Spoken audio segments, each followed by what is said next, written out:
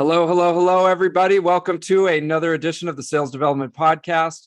I'm David Dulany, your host, and I'm joined today by the co-founder and CEO of Revenue Grid, Vlad Voskresensky. I can't say it. Vlad, how you doing today, buddy? Very good, David. Thanks much for having me. It's a real Oh my pleasure. God. And it's not uncommon. So many people have challenges saying my last name, but that's totally fine. I don't Oh my mind. God. Okay. So if I can remember, I'll edit that part out. But thank you so much for being patient. How you doing today, sir? Very good, very good. Thanks for having me one more time. And how are you guys doing? Yeah. Oh my gosh. I mean, I was saying it's been a couple years because we met originally at the 10 Bound conference. I Yes. want to say 2019 or 2020. Yes. And then you left us. You moved out to Atlanta with the company.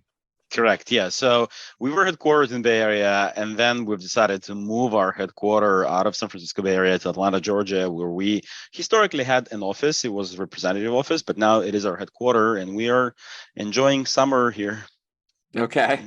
And I know Revenue Grid has just made great strides in the last few years in the sales technology space.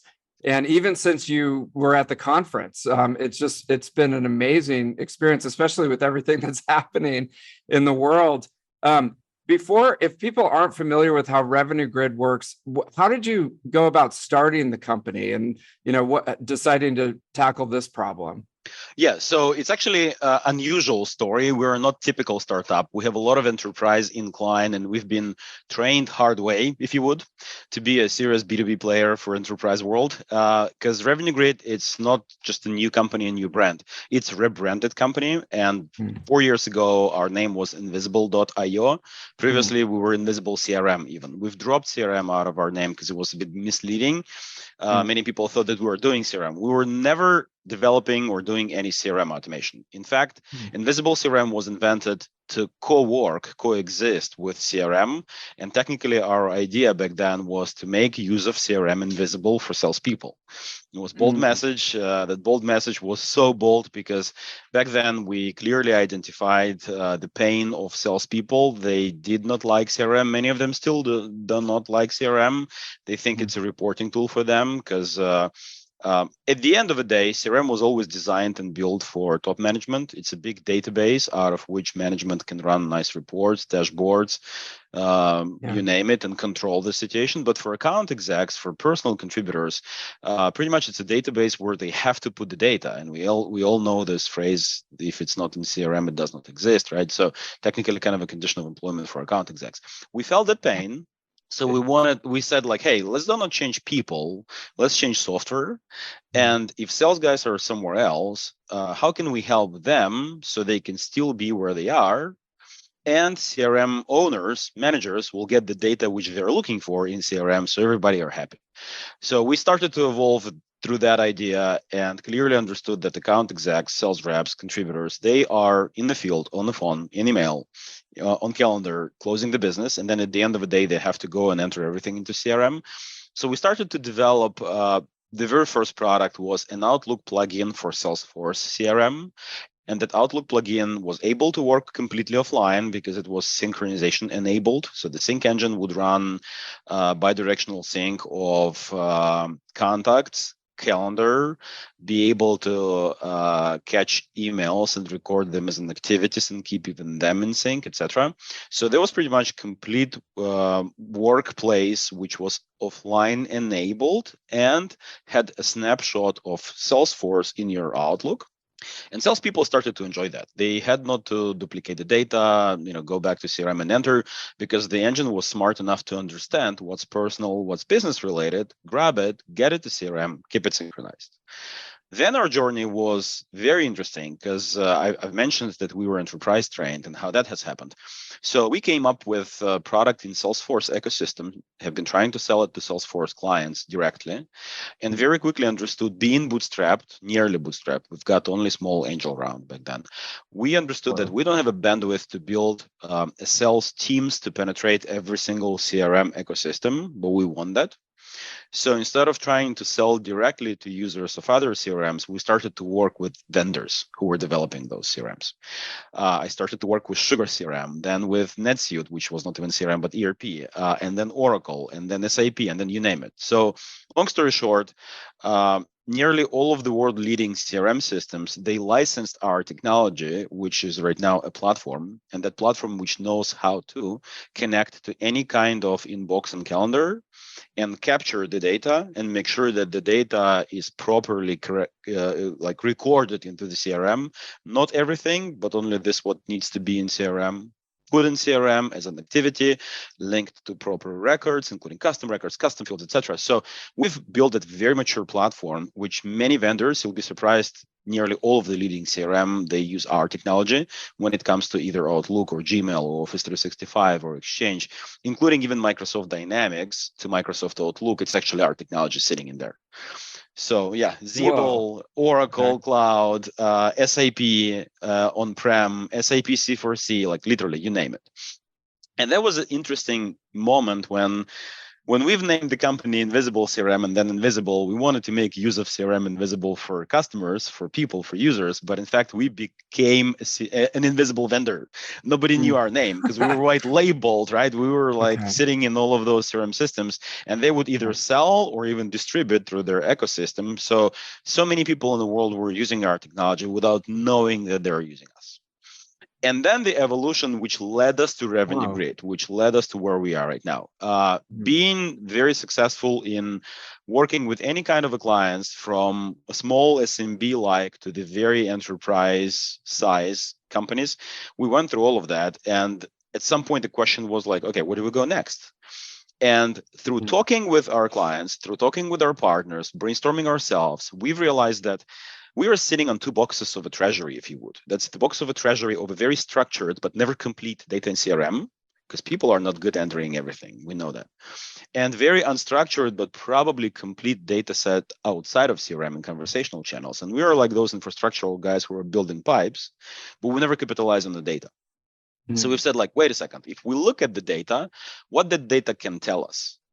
And that was a very interesting way of thinking. I remember that we were sitting with one of our customers, and the CRO of that company, he said to me one thing which really like super surprised me, and we've jumped on it, and then we've really capitalized on that. He said, like, look, Vlad, if you think about that, we all, as a sales leaders, we all want to hire the smartest, the most experienced salespeople. We all love them.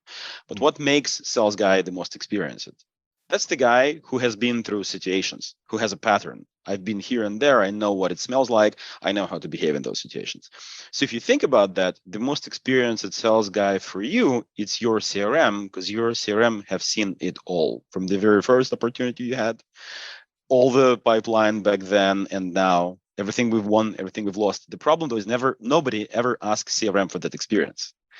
And we're like, oh, wait a second. So that's probably where we can start. So we started to analyze pipeline, currently open pipeline, and all of the activities and interactions which are going on around that pipeline, and started to compare it with the previous pipelines, either won or lost, and what were the activity patterns back then, trying to signal, now we call it revenue signals, but providing insights like, hey, dear manager or dear account exec, last time we were there and it didn't go well, or maybe no, that's what you need to do at that step. So we started with this, and we started to provide those guidance. At some point, we were calling this guided selling expertise. So those insights on top of the currently open pipeline and currently ongoing activities, and what could be happening or should be happening and not happening. So that was the very first use case we've implemented.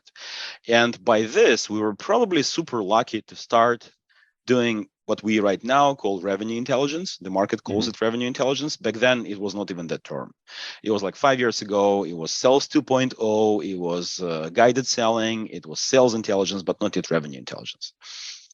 We quickly evolved to the validation of your pipeline and your forecast scenario as well. So on top of pipeline visibility, we've built forecast visibility scenario. And then, since we were able to see the activities of account execs and see what they're doing in terms of the results, we've provided a third lens on it, which is what makes your sales champion a champion? How do they spend their day?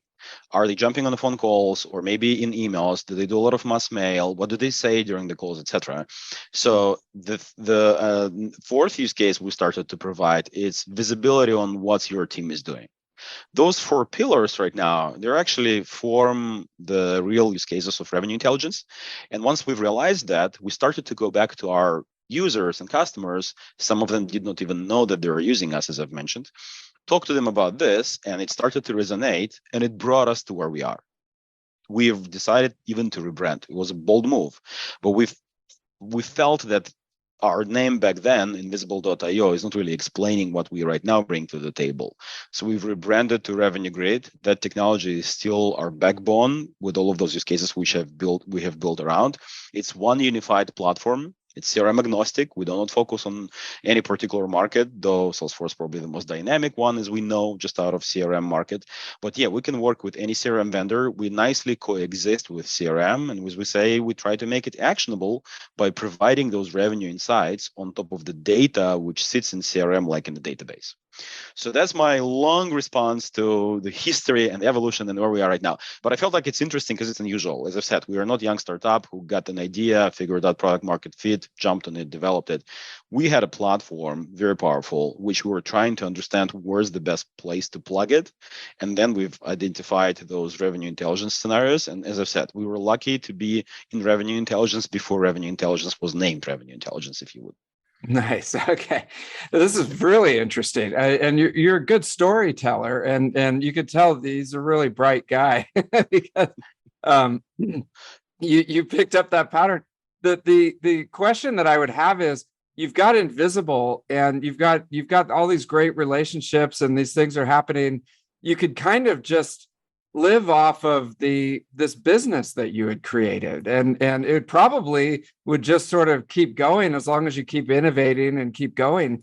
Why did you want to take it to the next level by, now you're rebranding and making it even bigger? Yeah, you're right. It was profitable business. We were bootstrapped. We never raised any investment, so we were happy and profitable, if you would.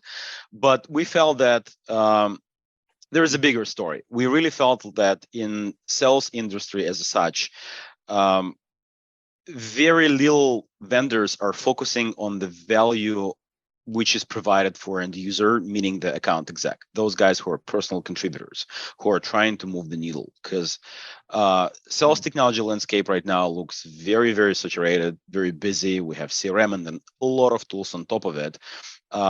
Mainly those tools are being designed and shaped for the managers who wants to see those reports and who wants to control the situation. But not a lot of those tools are actually designed to help those guys who, as I've said, moving the needle. So we felt that we are in a position to respond to that, honestly, old promise of CRM, but it was never delivered on that promise. CRM was invented by Siebel as a tool for manager. The promise was that at some point will be helpful for account execs as well. It never became really helpful for account execs. So we wanted to make CRM actionable, and we felt that it's a big opportunity. As I've said before, that it was not even revenue intelligence market. Right now, that market is there, and analysts are saying that at some point, every CRM license would need revenue intelligence next to it. Either CRM vendors will respond to that need themselves, or vendors like us will. So I think it was just an ambitious play from our end, trying to capitalize on the platform we've built and clearly seeing the gap, which is back then was still not closed. And right now it's still not closed. And we wanted to help account execs to be more successful, give them the tool which actually helps them to get to better results or get to their results faster, which is another kind of a better result. So I want to dig in. There were 4 use cases, but tell me about revenue intelligence as a category. So 5 years ago, even 5 years ago, it was a lot of different definitions. Oh yeah. And now it's become a category. How did it, evolve to that? It's interesting. So I always apply that example. Like if 5 years ago I would line up 100 of VP sales of the companies from that planet, if you would, and ask them what CRM is, all of them would give me the same answer. They'll tell me like, oh, it's SFA, working with ops, with leads, moving them through the pipeline. If we would ask them what sales engagement is, they would be like, yeah, sequences, email sequences. Sales enablement, okay, it's a content, it sells content we use. Revenue intelligence, they would be like, what is it? Talk to me about that. A couple of years ago, situation already has changed. They would not react like, what is it? They would give us the answer, but that answer would be very different. One would say that revenue intelligence, it's forecasting. One would say that intelligence, it's deep pipeline analysis and AI on top of that. One would say it's actually analysis of what my sales reps are doing or how my content is working, etc. And it's interesting to see how the many vendors are moving into the market, bringing the value which they have historically developed, naming that value as a part of revenue intelligence. And I know why, because the like DNA revenue intelligence very nicely suits to pretty much any type of a sales automation. But that's why we see, for example, Gong moving to that space with the conversational intelligence, saying that, okay, but it's a part of revenue intelligence, so we are a revenue intelligence provider. Or Outreach making sequences for, like they were successful and they are successful because of their sequences. Now they say we are revenue intelligence provider because we not only do the sequences, but then we analyze the responses, which suggest you what to say and how to say, etc. And then many other vendors, like even us, honestly, we evolved into the revenue intelligence market after the activity capture or sales data integration provider. So even for us, it was evolution. And there are quite a few startups which popped up on the revenue intelligence market. But to me, the definition is so broad because there are so many responses to this fundamental problem, as we say, revenue intelligence is here to respond to. And that problem in our definition is revenue leakage out of your pipeline. So revenue leakage happens, like we are saying that revenue leakage happens from every single pipeline in the world. Some people may realize this. Some people may say it's not happening, but in fact, it is happening. And there was not, I think it was interesting research from Gartner when at least 40% of those guys who responded said that we have revenue leakage. My take, other 60 also have it. They just don't know about that. That's it. But revenue leakage is here. And what we call revenue leakage, this is this winnable revenue, not any revenue you can potentially close, but winnable revenue, which was in your pipeline. But at some point, because of errors of execution in your revenue process, or maybe not enough attention or not enough priorities, this winnable revenue was lost. This is what we call leakage. And go back to the use cases of revenue intelligence and why there are so many tools right now trying to be in the space, because pretty much everything which sales automation people or those guys who are responsible for sales automation are trying to implement is targeted to respond to that revenue leakage. They may know it and name it revenue leakage. Very often they don't name it revenue leakage, but every sales tool in our sales automation landscape technically is here to address potential revenue leakage. We would run sequences to improve the velocity of our outbound. We would run, for example, Calendly scenario to secure more meetings, which is kind of an answer to the potential leakage. We would run ABM tool to know more about our prospects. We would run this and this and this. And pretty much all of the tool in sales landscape is technically intended to improve your sales results or close that potential revenue leakage. So you're not leaking revenue here. You keep winning your winnable deals.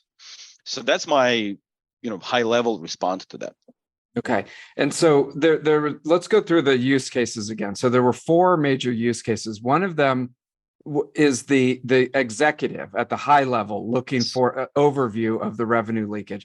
But tell me those again. Okay, so the use cases we've implemented, I think that comes second in the value. I'll tell you those use cases. They're coming second in the value. I think the signs of revenue or causes of revenue leakage are more important. So the use cases were deeper pipeline analysis, pipeline visibility, forecasting scenario, sales productivity scenario, like what people are doing, and productivity improvements. Everything which is routinely repeatable needs to be automated one way or the other. So these are the use cases. But if I would step one pillar above of it and talk a little bit about those signs of revenue leakage or causes of revenue leakage, we say that there are 3 major causes causes for revenue leakage. One, it's like flying blind. We're doing something without knowing what we're doing. Dropped balls. We had to be doing this, but we didn't do that. And playbook is here, formal or informal. Our people just didn't do this. And then wasted time. People are focusing on something else. So these are the things which are technically then being covered by all of those use cases. And by the way, even more, because as I've said, I truly believe that any type of a sales automation is trying to fix those problems. Again, flying blind, we don't know what we're doing, dropped balls, we're not executing on what we need to be executing, and wasted time. We focus on something else. And for example, flying blind, how do you respond to that? You need better pipeline visibility. You want to know. You don't want to, as a sales leader, to interrogate your account exec on the pipeline meeting to understand what's really going on with this opportunity I see in my CRM. Talk to me about that. So only then I can start coaching this. I need better pipeline visibility. Right here, flying blind, I will also need better forecasting, because I'm a little bit afraid of take blindly the forecast which I can see in my CRM and bring it up to my board, because I know it's not going to happen. That's why I need to sit on forecasting calls with my account execs and revalidate. Here, the use case of forecasting would help. Flying blind is also a problem of capturing the data, partial data. If we would have data, it would respond to flying blind. And I can go very deep in all of those, like, for example, dropped balls, like unstable performance. We have playbooks, formal or informal. People are not reacting to that. Only RevOps or sales ops can figure out this, but often it's another kind of interrogation of account execs. Like, hey, we have that rule that within 24 hours after the meeting, you better send the summary email to customers. Did you do this or not? Why the heck we have to ask that question if technology can know, and technology can hint to account exec that, hey, by the way, we have that rule, and by the way, the rule looks like it works, because those guys who are following the rule, they get better pipeline results. The rule says you better send that email. You've got a meeting yesterday. It's already 24 hours. You haven't sent the follow-up. Please send. That's the revenue signal for account exec and for the manager. If account exec reacts, perfect. If account exec is not reacting, we have something to talk about on our one-on-one. And maybe I can coach you. So flying blind, dropped balls, wasted time, these are the causes of revenue leakage. And our ambition, our belief is that pretty much any sales tool on the market is trying to respond to those, either knowing that we're fighting revenue leakage or not saying directly that we're fighting revenue leakage, but one way or the other, we're trying to address those causes and improve the situation. Okay. And let me understand this. So through the invisible technology that you have, you can track what people are doing through the day, and then it can go back into the CRM, which can then be analyzed in these different ways with the tools that you're developing now. So a sales rep doesn't really have to input anything new or do anything different. They just go about their day, but then the manager gets a report that has a red flag or some kind of signal that says you need to go talk to that person in their one-on-one about this particular thing. Is that yes? Is that That's okay? Very correct. So everything starts with activity capture. Not necessarily the data should be in CRM, but data should be visible to CRM or to whatever tool we run to analyze, because everything happens through activity. Like everything we're doing in our life, it's one of our activity, either verbal conversation or phone conversation or us doing something. So the more sources we can connect to and analyze, the better. Mainly, companies want to store that data in CRM, which is fine. Sometimes, by the way, no, because sometimes the chief security officer will say like, hey, you know what? Over my dead body, you store exchange conversations we are having into the cloud-based CRM, which I'm not controlling because we are governmental institutions or healthcare or whatever. And, email conversations are not going anywhere. That's fine. In that situation, you need to adjust. You need to say like, okay, we're not saving that data into the CRM, but we at least index that. And we know that David and Vlad were on the phone for an hour back then, even without us knowing the details. At least this is able to capture. So the level of activity capture we can balance according to the industry standard or requirements, but that's the beginning for everything. And like whatever happens in revenue intelligence would be impossible without good activity capture. So that foundation should be here. Now, then you're right. Once the activities are being visible for the processes, you try to compare what makes sense or not in terms of a common sense, in terms of our playbooks, formal or informal, in terms of our past experience. And then you start to throw in those signals. You were saying that you show that signal to managers. Yes and no. First of all, you want account execs to see those signals, because there are no like bad account execs. They're all good people. They're all trying hard. It's just we are overloading them so much that they do not really prioritize correctly. And there are people, they can have those dropped balls, as we say. So we help them to highlight that, hey, you are not doing this. And by the way, it's important.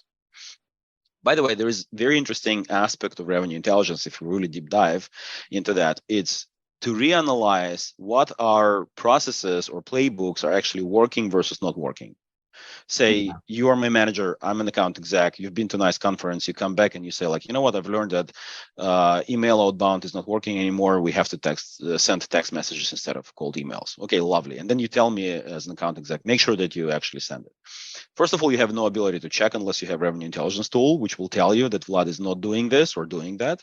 But more important question, say Vlad is doing that, does it provide any difference for the pipeline results?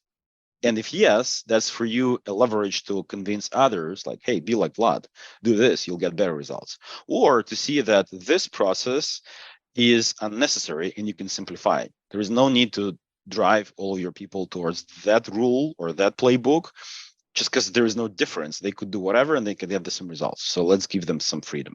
So this is also an important aspect, which is being leveraged by RevOps or SalesOps, which are running revenue intelligence. That's how they see the system. But the primary value, yeah, it's a line manager and account exec. They work together. They're all in the same boat. They're trying not to miss the right move, right step. And those steps are being suggested to them. Got it. Okay. And I'll give you an example. So you identify that we need more prospecting happening on the team. So you put everyone through a prospecting training class, and they come out of the training class, and you're looking for the behavior change to see if they're making more calls and they're setting up more meetings via their skills that they learned that you invested in the class.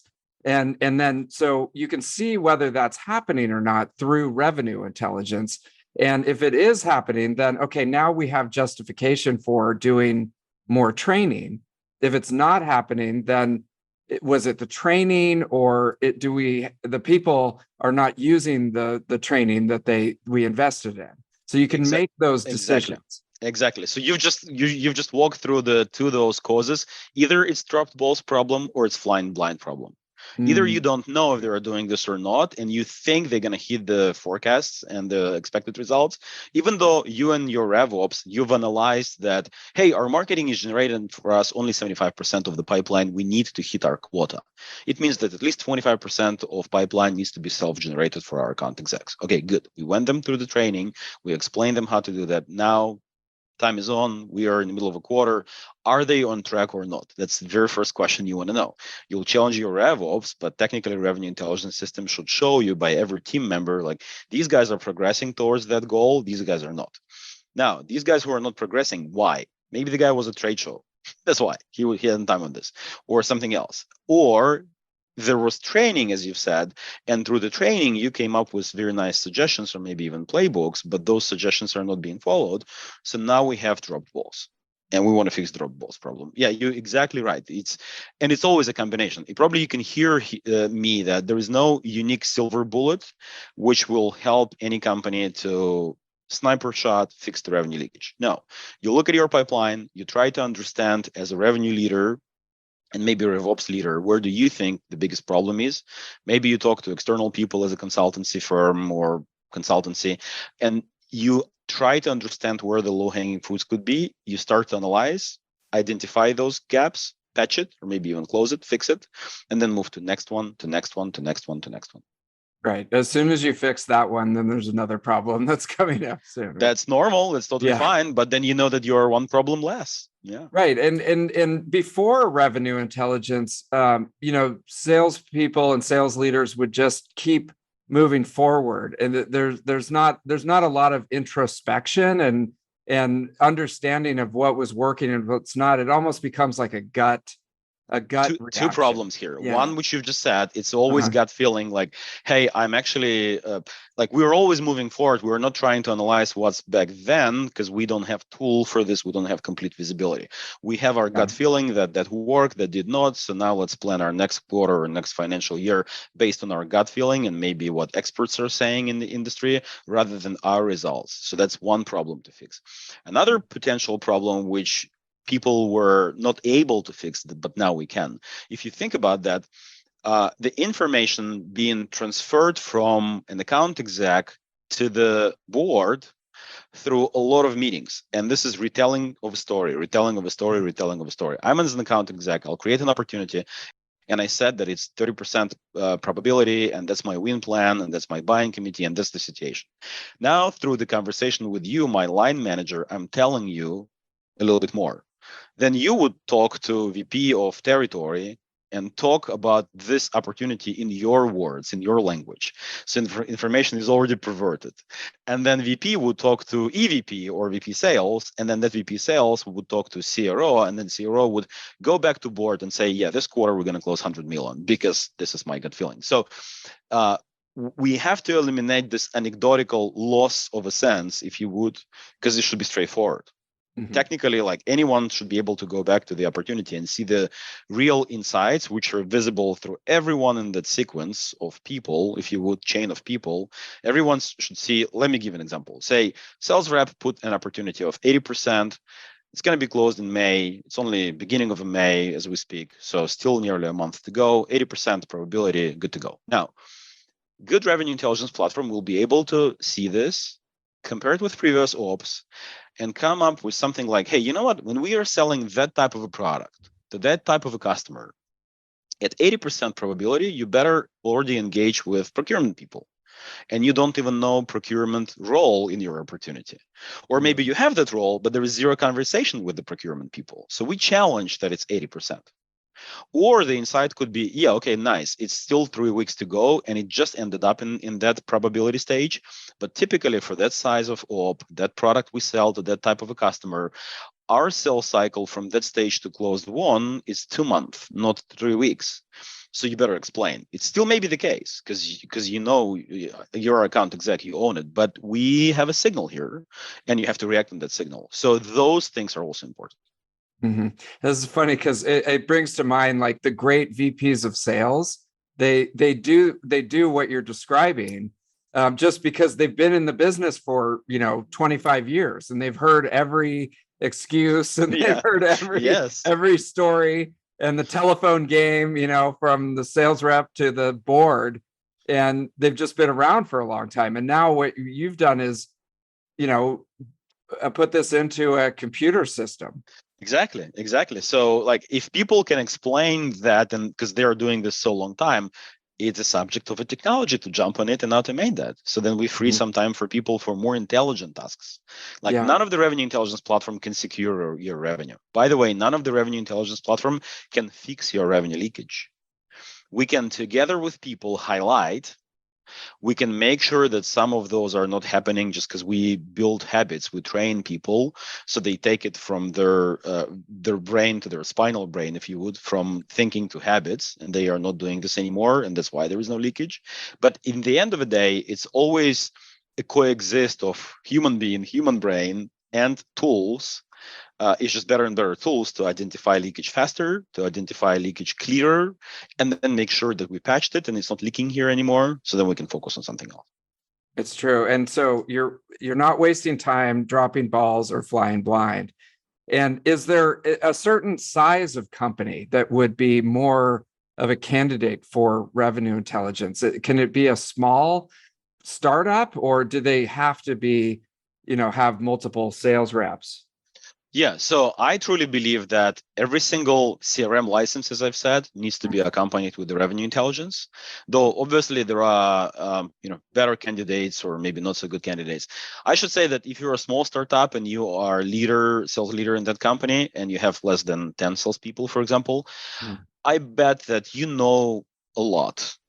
just because you talk to them, you're so close to pipeline, you probably know every single deal, and your visibility is much better. So you can eliminate many of those problems just because you are so hands down, like you're so detailed oriented that there is not that problem. As soon as there is line managers and top managers are being introduced, this is where the picture starts to be blurred. This is where VP sale is not so comfortable running the report and bring it to the board and say, these are my commits. No, he'll go back to the team and every week do the forecast discussion, pipeline discussion to secure his commit in front of a board because he does not see that visibility. So as soon as that visibility starts to blur, and as I've said, it starts when we have several layers of responsibility in sales work.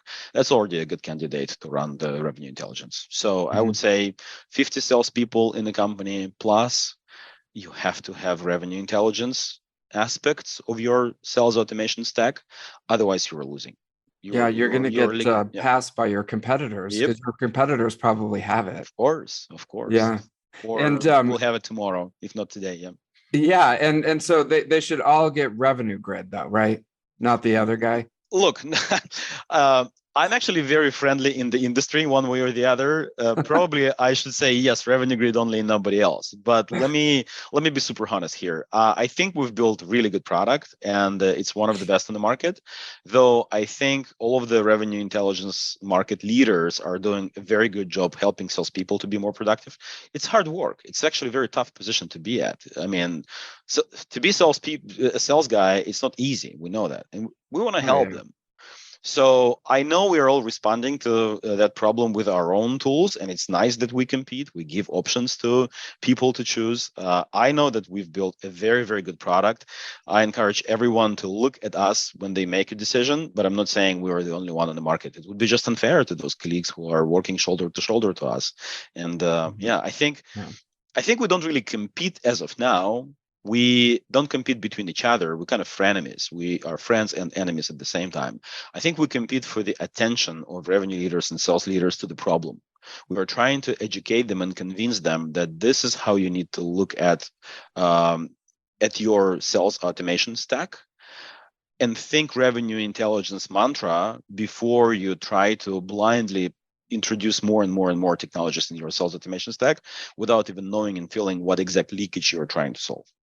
Yes. Yep. I 100% agree. And it's interesting because there's been such an explosion in sales technology over the last 10 years or so that it's more and more a question of attention to get in front of the sales leaders and be able to pitch, what you're doing versus just a few years ago when it's not as bad as marketing technology. That's really gone off the rails. But sales technology is, coming up fast with all these different plugins and everything. And especially now with AI, coming on the scene and being more adaptive. I know it's been around for a long time, but with Chat GPT, it seems like it's the thing now to talk about AI.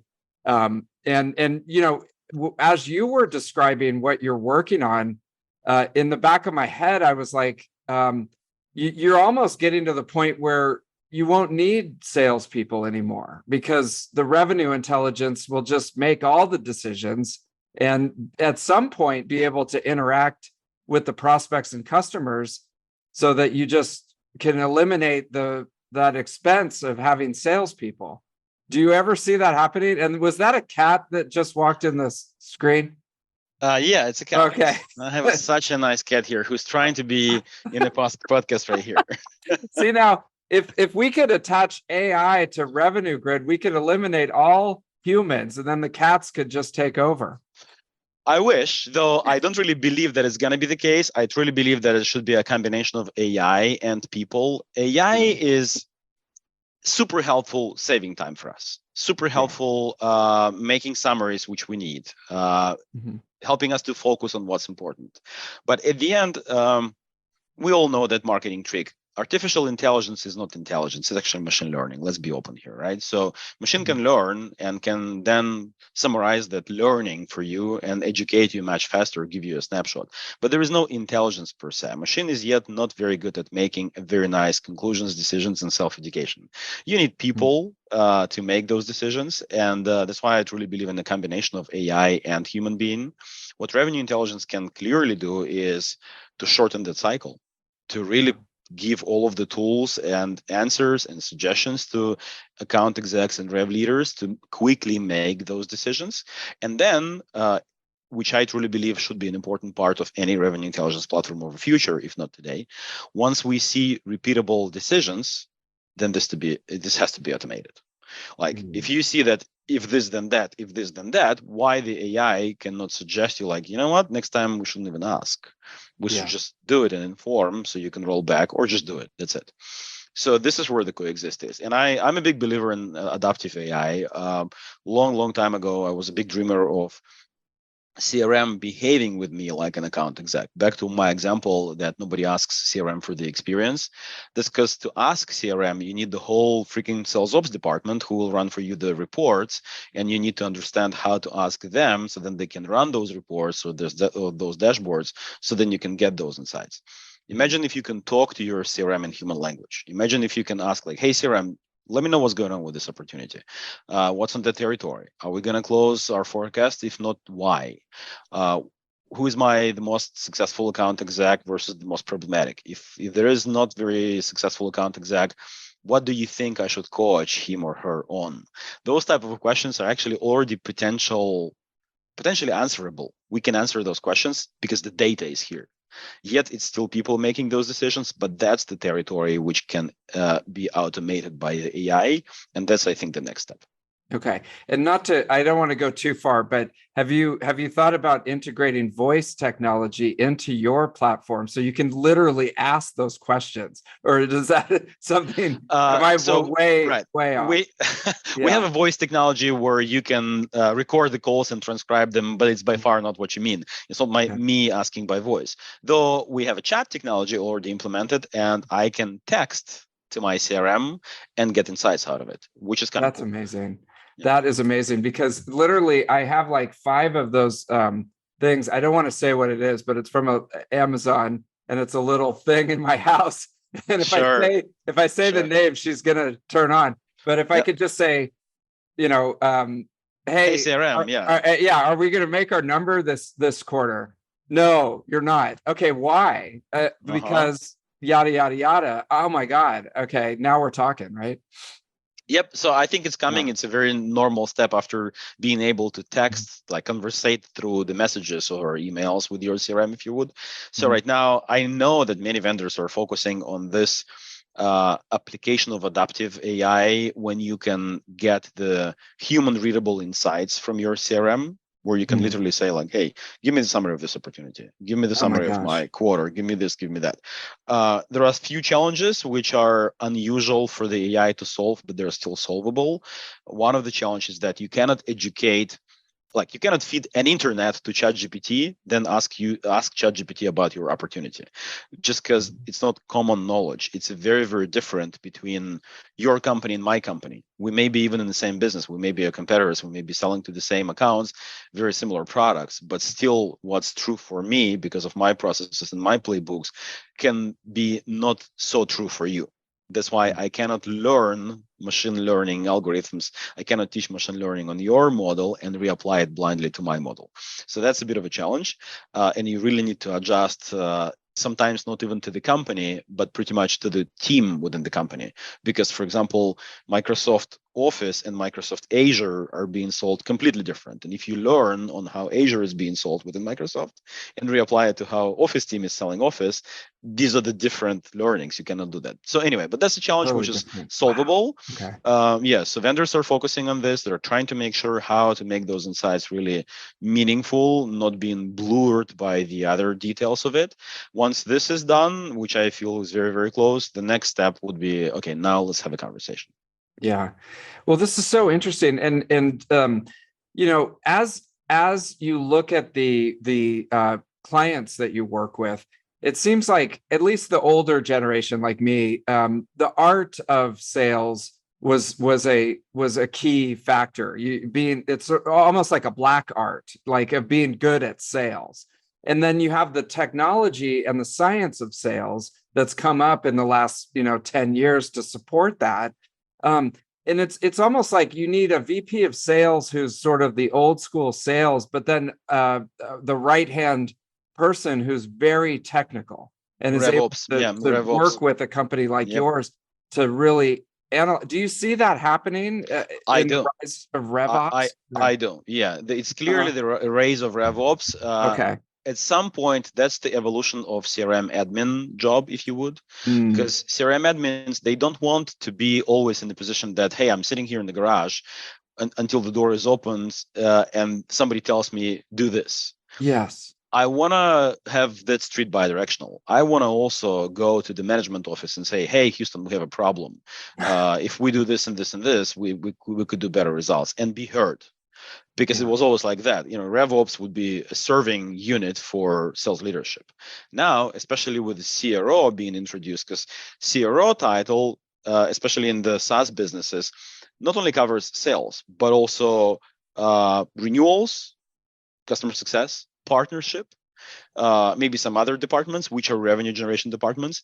So now RevOps are actually working to CROs equally on the same level like VP sales, because we have VP of customer success who is responsible for the renewals, VP of partnership who's responsible for all the partnership revenue, VP sales who's responsible for new revenue, and then RevOps who's responsible for making all that happen, reporting to one people, and they are equal people in the same room having very meaningful discussions. So we clearly see the rise of it, and RevOps work, it's like, being this mechanic in Formula One. It's still the same race, but it's a very different car every year, right? So you need to understand what is winning item today and what it should be tomorrow. So where you should look at, because your racer may be the same, but the machine, the engine is the whole machine is very different. The car is very different.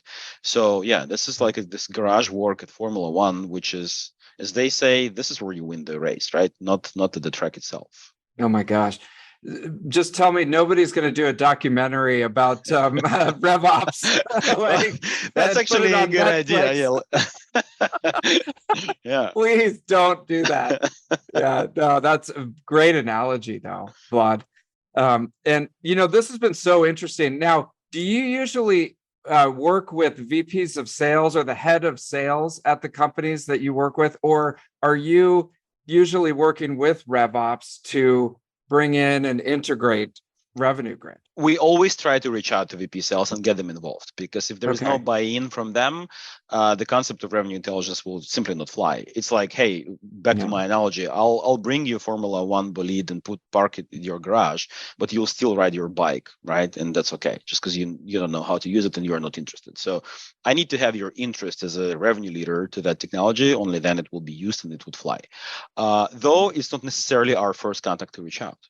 Sometimes companies are reaching out to us with those much simpler use cases. They reach out and say, hey, our CRM adoption is very low. Data is not there. We've heard you have a nice calendar from Outlook to calendar from Salesforce plugin, and we want to automate that because then our people would not be double booked.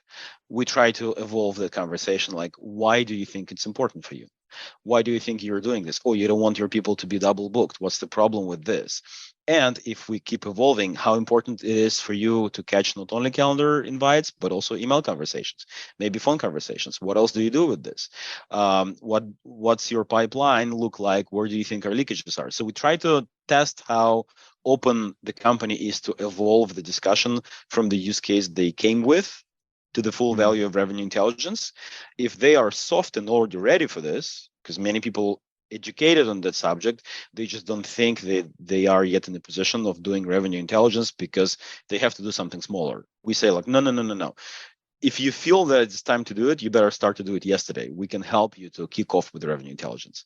Some of the companies may be yet not at that level. They really need to fix fundamental problems in their sales automation first. And then we say, like, fine, either we can help you to solve this if we have that functionality in our product, or you can run whatever other tools and we will be around. We'll watch until you run this and it's all up and running. And then we can go back and try to solve next problems, which are at some point revenue leakage. So long story short, we may engage with CRM admins who are downloading our app from App Exchange or Office Store. We may engage with line leaders, line managers who we've met at the groups, insightful conversations or events. But at the end, we always would like to reach out to the decision makers at revenue generation chain to get their buy-in. Because without that buy-in, it's just, well, if you don't want to learn how to dance, we would not force you to learn how to dance.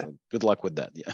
Good luck. Yeah, exactly. You're going to get left behind. And it's interesting because we, over the last couple of years, the product-led growth, I mean, it's had a lot of different names, but for a while it was called product-led growth. And to some extent, if someone's already signed up with Invisible or they just want one of those point solutions, you're kind of like a product-led growth motion where now you can come in and say, have you thought about all these other things that you're not tracking? Yeah. It's not like crystal clear PLG, but it's educational PLG. It's educational product-led growth. Yeah. So we will be around trying to talk to you like, hey, have you heard about this? Have you ever tried that? Let me show you how it may work in your environment. And then if those conversations spark any attention, then it goes back to product-led growth, because one simple hit of a button in our product, and you may unlock that functionality, and then you may play with this. And then we iteratively will having that discussion up until you completely on revenue intelligence platform. Oh my gosh, boy. I would be scared if I was one of your competitors. Appreciate that. Yeah. You got, I mean, this is really amazing. What you're working on now. And this is the last question. Is there like a magic quadrant or wave or something of revenue intelligence, or is it too early? I mean, no, there is. So Forrester, from analyst standpoint, Gartner is not doing wave. They're doing market research where the vendors are listed in alphabetical manner, if you would, and they just comment on them.